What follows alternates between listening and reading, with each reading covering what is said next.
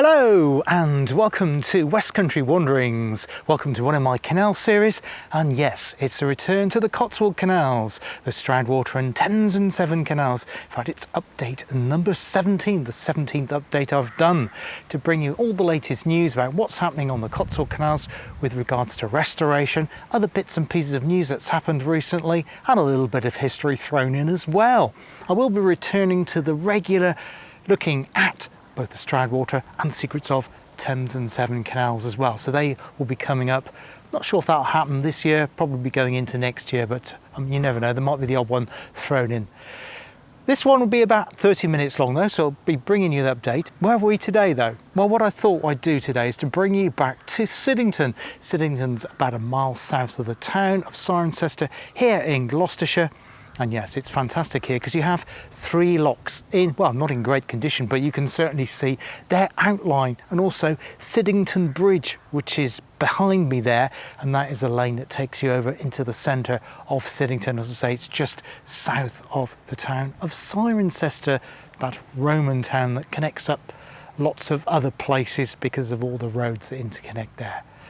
Anyway, what's been happening on the Cotswold Canals recently? Well, just to recap where we are at the moment in terms of restoration, this is the section 3. Now, just to recap, the section that has been opened is section 1A, which goes from the town of Stonehouse through to the town of Stroud. 1B will connect Stonehouse and Stroud up to the network at Saw Junction. There is a second section which is looking at linking the River Thames at Inglesham up to the Cotswold Water Park, so that's section 2. This, however, here is section 3, and it includes, of course, the Sapperton Tunnel, which is a long-term project. So we won't be discussing the restoration of section 3 here today, or indeed section 2. But just going back to section 1A, which is Stroud to Stonehouse. In fact, it was opened by the current king, the then Prince of Wales, a few years ago by a big celebration there in Warbridge, where the Thames and Severn Canal, this one here, connects up to the Stroudwater Canal. And recently, a few weeks ago, there was a bit of a celebration in the town of Stonehouse. It was their Canal Festival. And I went along there with my camera, and it was great because they had the tower of St Sire's Church. Now, if you're familiar with that area, you'll know that Stonehouse's church, St Sire's, is right next to the canal. In fact, when the Stroudwater Canal was built, they had to cut through part of the graveyard there and indeed move some of the gravestones, presumably some of the what was left of the coffins as well, gruesome thought, to the side. You can actually see them propped up alongside the wall there. Anyway, I digress. The tower of St Sire's Church was open, which afforded me great views happening, all the spectacle that was below me. It was a wonderful atmosphere. It was a coming together of the community of Stonehouse, also the volunteers that work on the Stroudwater Canal as well, and connecting the two together to bringing back the canal into the heart of the community, into the town of Stonehouse and the wider area as well. There was some music provided by a band, so that was good. So I'll insert some footage I shot of that now. That was really great fun. I'm not sure if I can use it in terms of copyright though. And also there was boat trips being provided on, I think was it Perseverance that was doing, or Endeavour, one of the two, I can't remember now. You'll be seeing that footage going over me talking now, as you know, so you'll know which one it is.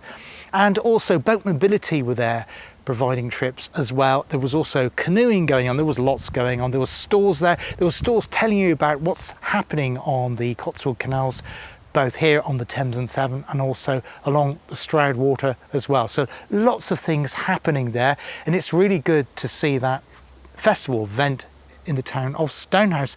I think it happened last year, so I'm hoping it's going to become a regular annual event as part of the events that happen around the Cotswold Canals Trust. The other one is the raft race that they have as well, so that's always good to see. So that was really exciting.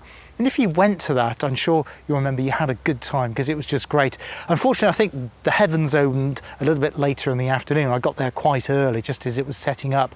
It did, but the early part of the morning was just joyous and the sun was out and everybody had a great time. So if you supported that and went along to help to it, appreciate that for supporting the Cotswold Canals Trust.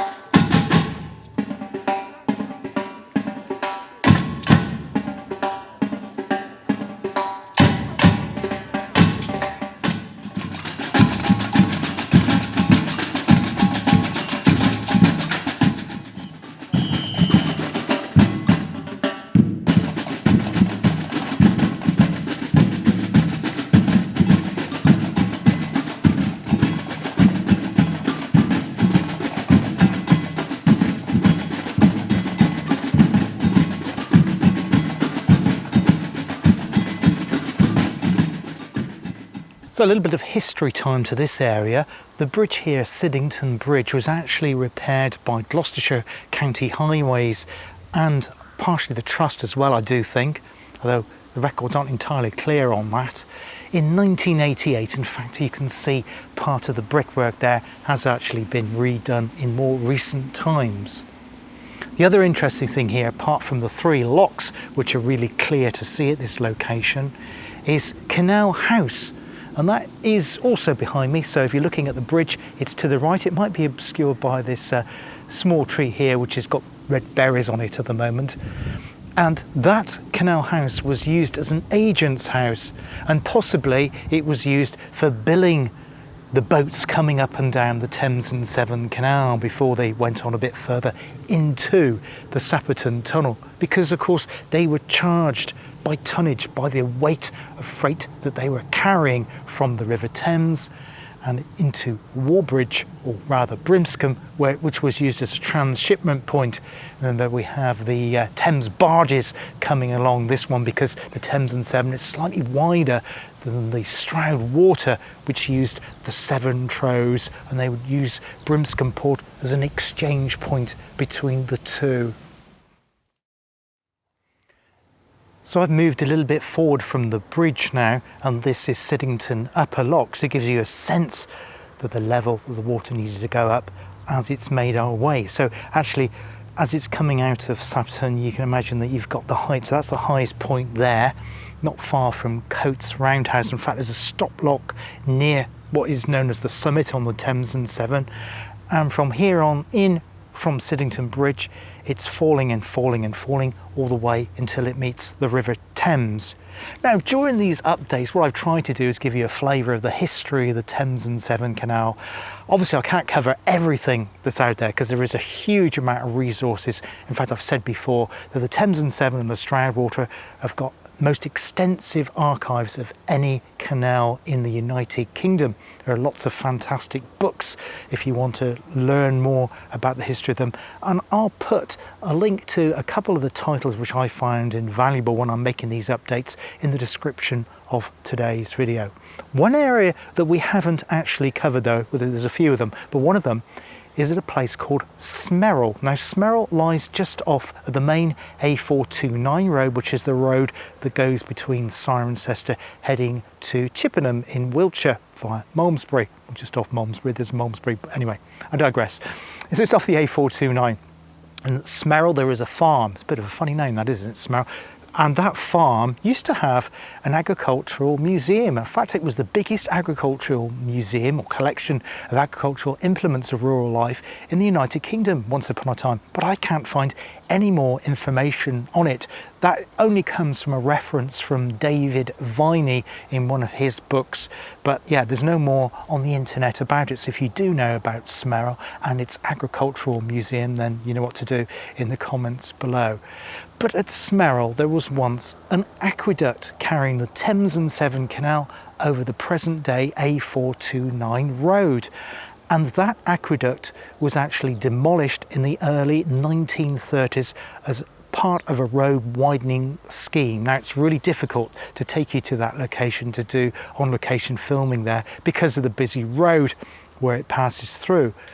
But what I hope to do, and what you'll be seeing now if I have done that, and if I can't show it as I'm talking now, you'll be seeing an old photograph of what Smerrill Aqueduct used to look like before it was demolished in the 1930s. And you can see that the road, the line of the road there was quite tight. So if you were coming north out of Chippenham, there was quite a sharp bend to the left as you went underneath the aqueduct. So it was a kind of a blind bend. So the highway authority was very keen, once the Thames and Severn Canal closed in the early part of the 20th century, to demolish that aqueduct and realign the road, which is what happened. So there isn't a great deal to see in that area now, but it's worth pointing out there was once a very substantial aqueduct carrying the Thames and Severn Canal.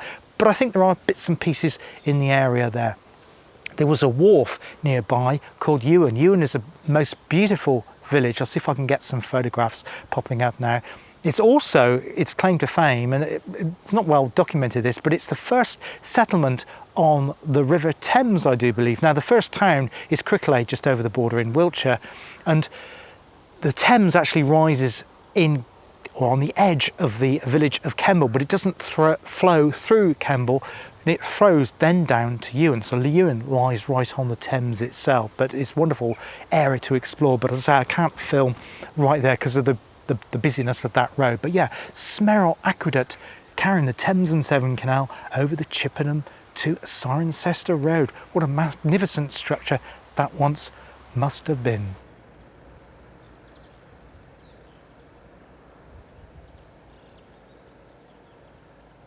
So I've just come now through 180 degrees, or rather I rotated the camera 180 degrees, and this is the view that what was behind the camera. As you can see, after descending through Siddington Upper Lock, the basin opens out quite widely before going down to the middle lock there and then into the lower lock. The other interesting thing, nothing to do with canals, but at this location, near the lower lock down there here in Siddington, is the remnants of a bridge which I've included in one of my previous updates at the Midland and South Western Junction Railway, where it went over kind of the canal and, well, heading south basically down towards Andover in Hampshire. I did a video recently, if you haven't caught that one and you're interested in the Cirencester area, over in Cirencester, about a mile from here, at Cirencester Watermoor, looking at remains of the Midland and South Western Junction, if that interests you. And I will be doing other bits and pieces on the Midland and South Western Junction Railway at a future date. Anyway, back to the subject of canals and restoration. So what's been happening on the Cotswold Canals? Well, the first thing I noticed recently that's been happening, which isn't actually mentioned officially, but I have spotted it, is repair work to the ocean. Now, I have done a separate video on the ocean, so if you're interested in how that came about near the town of Stonehouse, remember, of course, they replaced the bridge, or rather Network Rail replaced the bridge back some 3 years ago now in 2021. It's almost coming up to 3 years ago. And then the water, so they had to drain the ocean.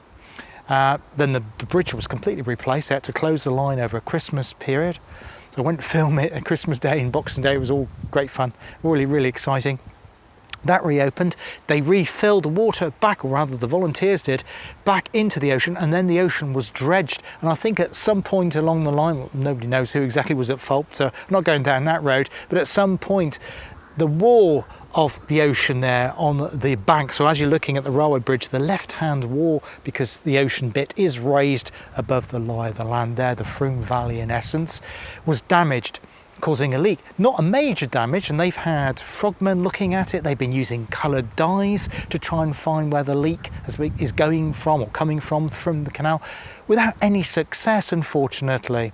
And it's caused a problem. There is a mill, in fact there's a viaduct on the Midland Railway, what was between Birmingham and Bristol, where the lane goes down and then round to a mill where you've got the River Froome, and that lane's often been flooded in recent times, not so much from the rain but from the water that's been cascading out of the Stroudwater and filling the field below. So recently I noticed that the towpath has been closed. So as I record this, and as my understanding is, the towpath is shut between Ocean Bridge, the bridge there over the Stroudwater, in a westerly direction from there, going underneath the railway. That is currently closed, and there is a large diesel generator and pump doing something with water. Now I'm not sure if it's pumping water out from the field where it's flooded in, or it's part of preparation for repair works to that leak taking place. Now I can't find any documentation on this anywhere, it's just something I've personally noted. So if you do, or you are a volunteer for the Cotswold Canals Trust and you know some more information about what's happening at the ocean, bearing in mind to say the towpath is closed, so don't attempt to try and walk on there. You unfortunately have to go round via the A419 main road at the moment. I don't know. So obviously something's happening there, and they are trying to remedy that, as it's been going on now for nearly 3 years, that leak. But it looks like something is happening, so good to see something finally happening there to prevent the leak coming out of the ocean. It hasn't actually affected the water levels though, so it's not like the ocean is dry or anything like that, because you do have a flow of water constantly in the Stroudwater. It was always the Thames and Severn that had problems with keeping water in it, particularly along sections such as these, because of the lossy nature of the underlying geology. But Stroudwater, because of all the rivers and streams that flow into it, like the Painswick stream, etc. Sorry, I've got a fly in my eye. Painswick stream, etc. Then it means that there's never been a problem with water in it. But obviously, We need to get that leak sorted, and it looks like something is finally happening with that very thing.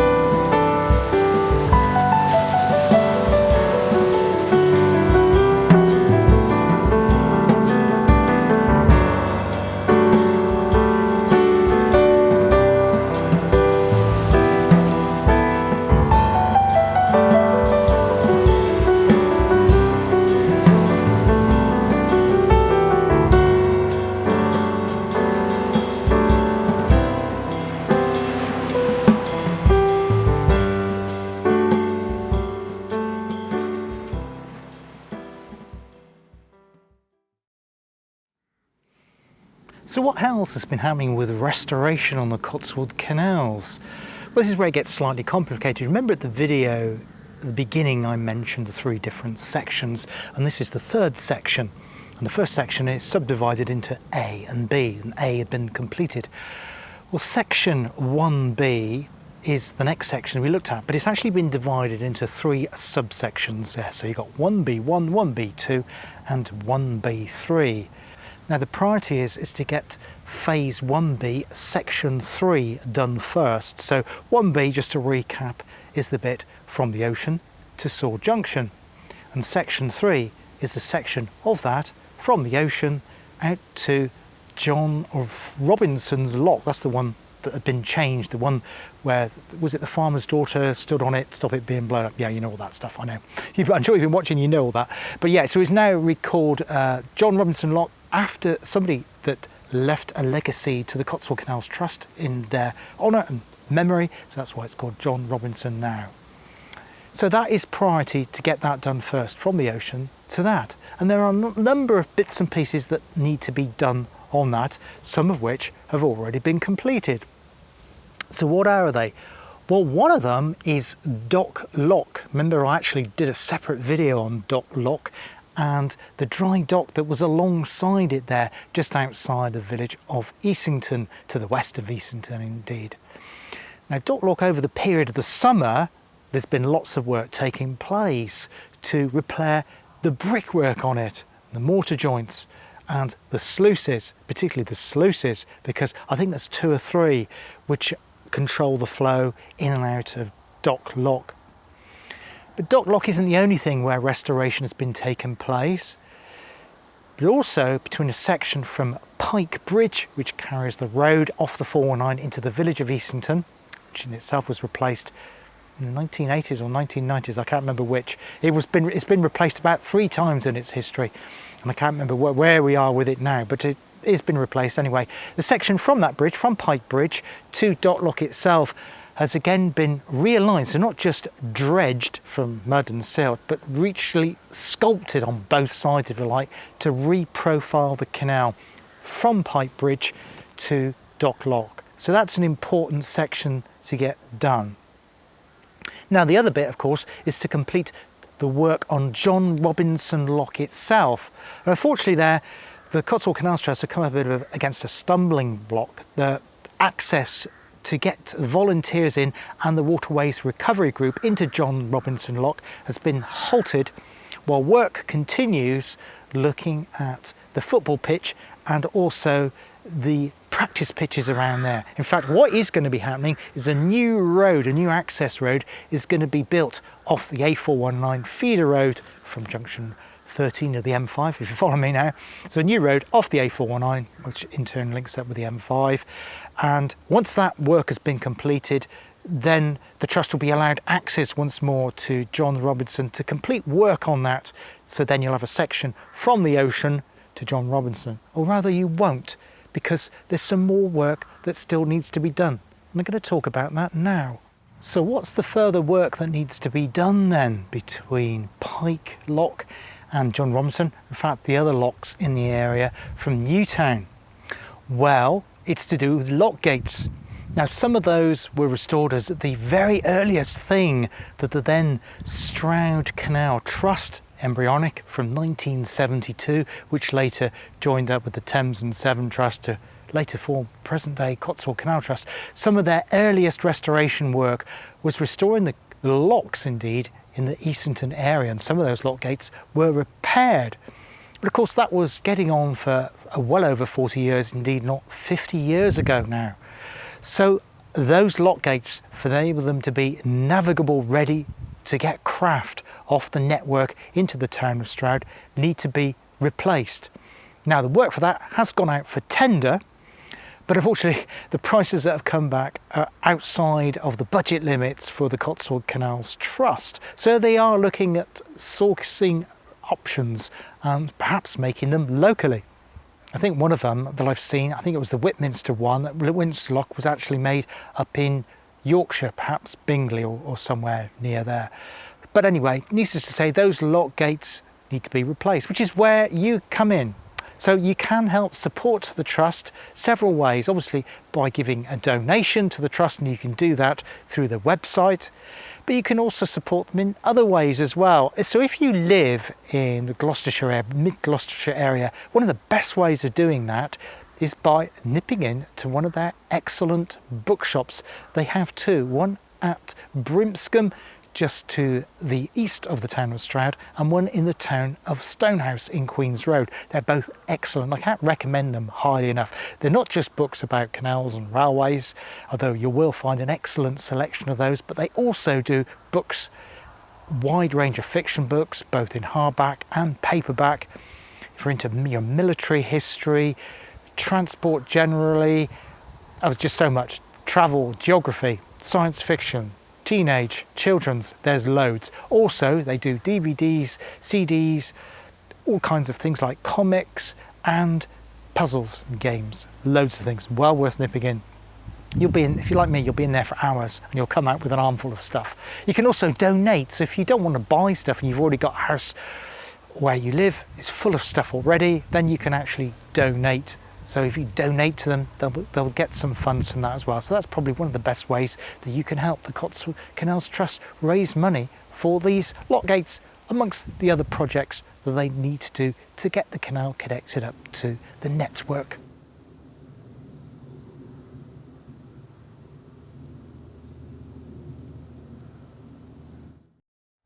Now, as you're watching this on your screens, I know what you're probably thinking. You're thinking, Paul, but you've not mentioned the missing mile once in your update so far. Well, no, I haven't, and I'm just about to do that. Now, if you remember going back to, so we're looking at here, we're on section 3, phase 3, and we're looking at phase 1B, or section 1B, and we divided it up. Priority is to get part 3 of that, or section 3 of 1B, I know it gets very confusing. Section 2 is the missing mile, and that is the bit from John Robinson right out across, striking out across to Whitminster roundabout, which has been done. So you the canal is underneath the A38. But again, like I mentioned before with the John Robinson lock, access to get cutting into that is prevented legally because of the roadworks that are taking place that haven't happened yet to connect up the aforementioned football ground to the A419. As I say, once that's been completed, then diggers will be allowed in to dig out the missing mile. And of course, as soon as that happens, yes, you'll expect a video from me just to see the start of the work, and then I'll be showing you the progress of getting that, because that'll all be exciting stuff. So yes, it has been rather protracted and drawn out, but yes, I think we will be there soon, but I think now probably we'll be going into next year before dredging and cutting of the missing mile can take place.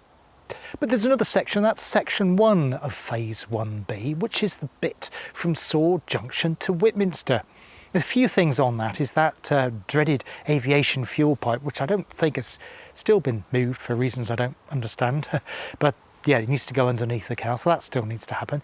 But there's something quite fundamental that needs to be done along that section, and that is at Walk Bridge. Now, if you walk back from Sword Junction off the Gloucester and Sharpness Canal, Gloucester Berkeley Canal, Berkeley Sharpness, whichever one you prefer, along the section of the Stroudwater, which is currently in water, you'll come to a row bridge near Whitminster House, which was, I don't know when it was done, was obviously done after the Stroudwater closed, and it's literally plonked over the top so you can't get boats through it to get to the Stroudwater section on the other side. So that bridge needs to be replaced. It's absolutely essential that work is done. There's a few other bridges as well, which are like minor access farm bridges, but that's a major row bridge, which is used a fair bit these days by traffic, which does need to be completely replaced. Now, the Cotswold Canals Trust are in discussions with Gloucestershire County Highways, because it is their responsibility, it's their bridge, it's Highways bridge, to get that replaced, so that the navigable canal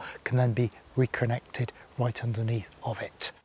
Now back to our restoration story and looking at the restoration of 1A. Well, you're probably thinking 1A is already open. You already said the present day King, Prince Charles, then opened it. Yes, he did. But just because that section between Stonehouse and Straddle, a bit further on now towards Thrupp, has been opened for navigation, doesn't mean to say that work, maintenance, doesn't need to be done, because it does. Now recently I went along to Ebley. There's a really nice cafe there by the mill and Stroud District Council. If you know the area, you'll know what I mean, nice cafe. And I went there for a cup of coffee to write some notes for another video, not a canal one I was doing. And while I was there, I noticed there was one of the boats that they used for dredging was in a bit of distress. I think it was weft, it might have been warp, one of the two, which they used to put the silt into. Well, it was partially sunk. I don't know what's happened to that now, so if you do know about the outcome of that sinking boat there by Ebley Mill, can you please let me know? Please drop your comments in below, because I was quite distressed to see that. And it's just to say that there's been a lot of dredging in the Ebley area, because it gets a lot of silt, more so than other parts of the canal. And the reason for that, as though I said that it gets water in it and you can retain the water, which is great. The other reason there's not a problem with water in the area is because of all the rivers and streams that flow into it. Of course, when there's a lot of rain, the rivers are chucking down not just water, but all the stuff from the bottom, the stuff that comes off the fields, and it's all being thrown into the canal. So the silt level starts to build up on the base of the canal, and that needs to be cleared out regularly to enable boats to pass through. I have to say that the Cotswold Canals Trust have been doing a fantastic job in that area around Ebley recently. There's a new facility in that area, and I've forgotten the name of it. It's just gone on my head. There's one at Ryford, which they've been using for a while now. There's another facility near Ebley, which they use to put the silt, to bank it up there, to dry it out, to sort it out, and then for anybody that wants to use the silt for fertilising their own fields. So that's good that they now have that facility as well. That's it for today here on West Country Wanderings for this canal update on the Stroudwater and Thames and Severn canals, update number 17. Yes, there'll be another one. Probably won't be this year, because we're already at the end of, or rapidly come to the end of October. So it'll probably be early next year. I'll give you another update number 18. In the meantime, there'll probably be one more of either the Thames and Severn or Stroudwater Secrets of series, looking at various histories of these most fascinating canals here in the Cotswolds. Hope you enjoyed it today. Love to know your thoughts. If you get any more information or comments or inside information, my viewers would love to hear from you. You drop it in the comments and I'll read it out in the next monthly vlog. Take care of yourselves. Thanks for watching. Bye bye now.